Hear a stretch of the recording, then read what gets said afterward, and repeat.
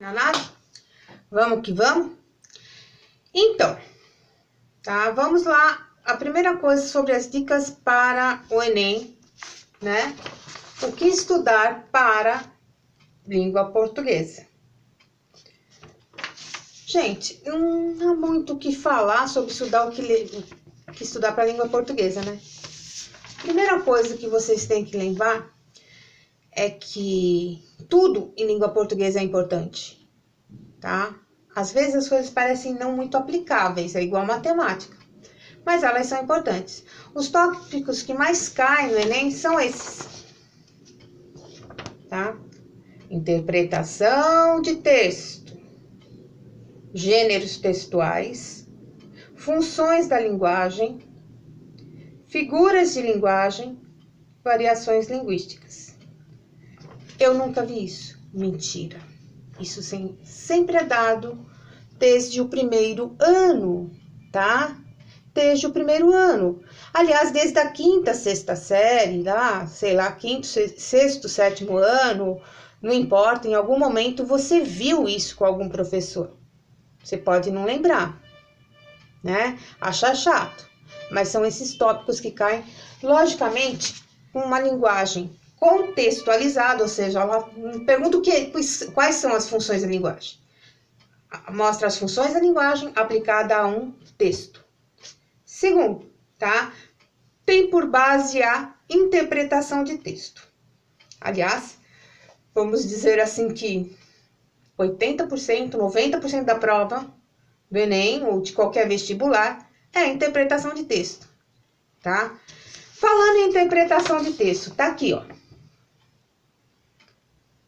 Base de toda a prova do Enem de vestibulares. Querendo ou não, vocês têm que saber ler e interpretar, tá?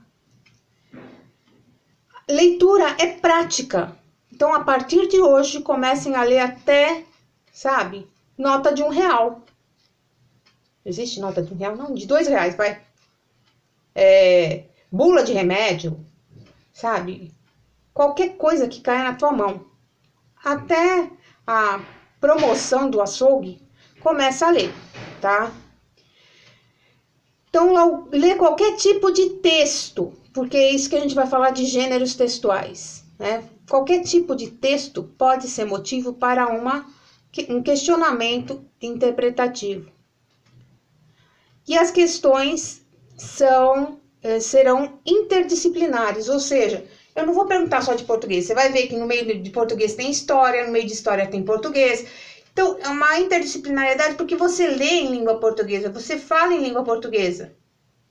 Agora, a história, ela se apropria da linguagem para conseguir explicar fatos importantes e fazer com que vocês pensem. Isso é o mais importante agora, que eu quero deixar bem claro, tá? Vocês têm que começar a pensar. Então, o que eu dou como dica? Primeiro, leia um parágrafo. Para naquele parágrafo, identifica qual é a ideia central do parágrafo. Geralmente está nas primeiras 2 linhas. Pensa sobre a tomada de posição do autor. Concordo, discordo, só que tem que ter um porquê. Leia o segundo parágrafo, que tem que ter uma justificativa para a opinião. Terceiro parágrafo, quarto parágrafo, e a que conclusão ele chega. Não me deem conclusões do tipo, é isso mesmo, tem razão. Tá? Conclusões têm que ser apropriadas e sempre levar a alguma coisa de novo, uma postura diferenciada. Tudo bem? Depois eu volto para falar sobre os outros tópicos de língua portuguesa.